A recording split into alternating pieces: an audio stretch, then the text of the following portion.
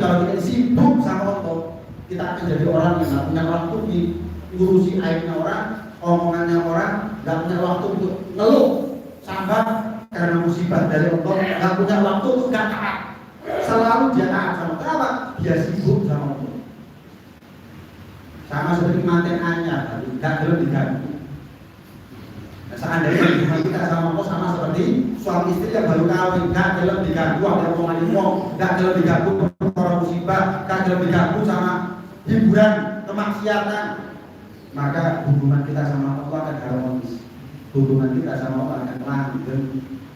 Jadi kuncinya sabar itu adalah sibukkan diri kita sama Tuhan. Itu Allah. Assalamualaikum warahmatullahi wabarakatuh. Selama saya ada pertanyaan yang satu masalah wudhu, yang kedua masalah untuk masalah wudhu tadi Habib berkata kalau salah satu sunnahnya itu minum kasar wudhu. Misalkan kita minum ketika berkumur langsung kita peran, apa termasuk sunnah di situ. Terus yang kedua, tetesan air wudhu maksudnya ya, tetesan air wudhu itu akan malaikat beristighfar untuk kita sampai akhirat. Tapi ketika tetesan air wudhu tadi membasahi lantai masjid Arafat dan sehingga mengotori, mana yang kita pilih? Membasuh sebatas mengotori masjid atau menetesi lantai masjid yang bisa membuat orang terpleset, atau kita biarkan?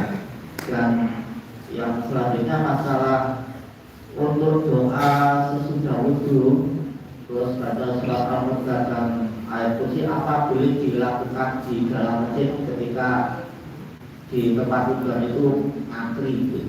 Terus yang masalah tasawuf yang kedua adalah ketika manusia hatinya untuk isyarat juga nggak bisa, untuk tali kekang juga nggak bisa, untuk keluar nggak bisa, padahal dia ingin menjadi orang baik.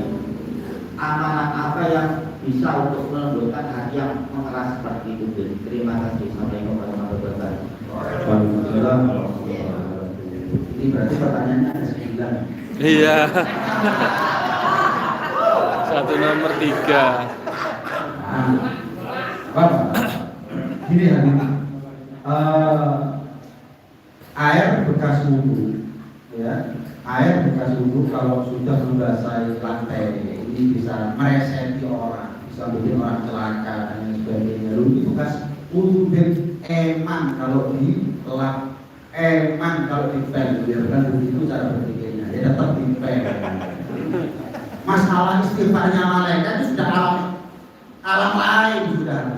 Walaupun dipel bukan berarti terus istighfarnya malaikat itu mau dan tetap dipel, tetap dibersihkan, tetap dilap. Yang kedua, minum air bekas wudhu, apakah kumur? Bukan. Jenengan wudhu selesai, kan masih basah wajah ini kan basah. Nah, itu jenengan apa namanya? Di perut atau pakai tangan, dibadi pakai tangan. Kemudian diisep, wis. Wis, nggak usah dibadi gelas, botol. Kopi. Campur teh, campur kopi, enak. Cuman ngalor barokah. Cuman ngalor nopo?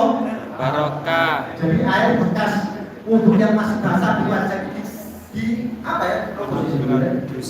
Diusap dengan tangan, kan ada tetesan-tetesan yang masih kumpul di tangan. Wes tutup.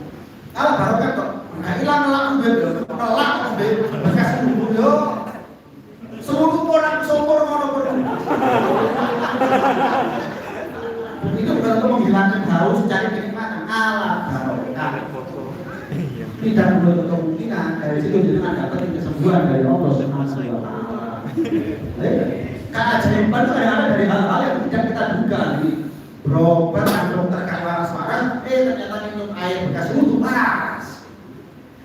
Pernah ada orang, ya, minus katanya, minus parah.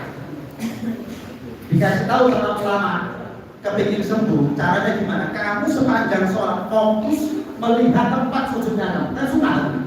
Kita kalau sholat di grup mulai awal sampai akhir itu kan sunnah.